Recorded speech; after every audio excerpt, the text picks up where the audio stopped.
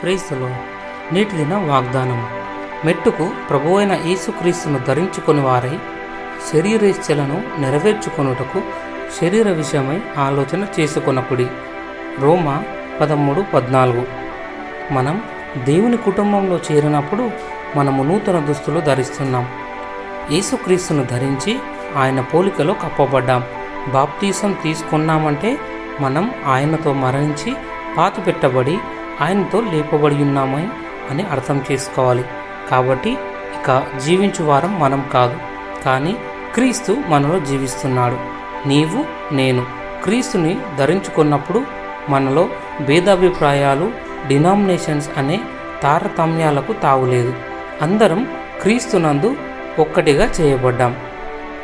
దేవుని శరీరం సైన్యం వల్లే ముందుకు దూసుకెళ్తుంది గనుక శత్రువుతో పోరాడేందుకు మనం దేవుని సర్వాంగ కవచం ధరించుకోవాల్సిన అవసరత ఎంతో ఉంది. క్రీస్తు ప్రభుని రక్తం మనలను కడిగి శుద్ధీకరించి ఒక్క శరీరంగా ఐక్యపరిచింది. దేవుడొక్కడే, విశ్వాసం ఒక్కటే, బాప్తిసం ఒక్కటే, మనలో నివసించే ఆత్మ కూడా ఒక్కడే. కాబట్టి మనం ఒకరినొకరు మన భారాలను భరించుకునేందుకు, క్రీస్తుని ప్రేమించుటకు, ఆరాధించుటకు, ఓదార్చుటకు, ఒకరికొకరు తోడుగా నీడగా ఉండుటకు పిలువబడ్డాం. ప్రార్థన. ప్రియ యేసయ్య, మమ్ములందరినీ నీ రక్తం ఒకటిగా ఐక్యపరిచినందుకు వందనములు. హృదయపూర్తిగా నీ అడుగుజాడలో నడుచుటకు నీ కృపను అనుగ్రహించు. మాకంటే ఇతరులను ఎక్కువ ఘనపరచుటకు సహాయం చేయము.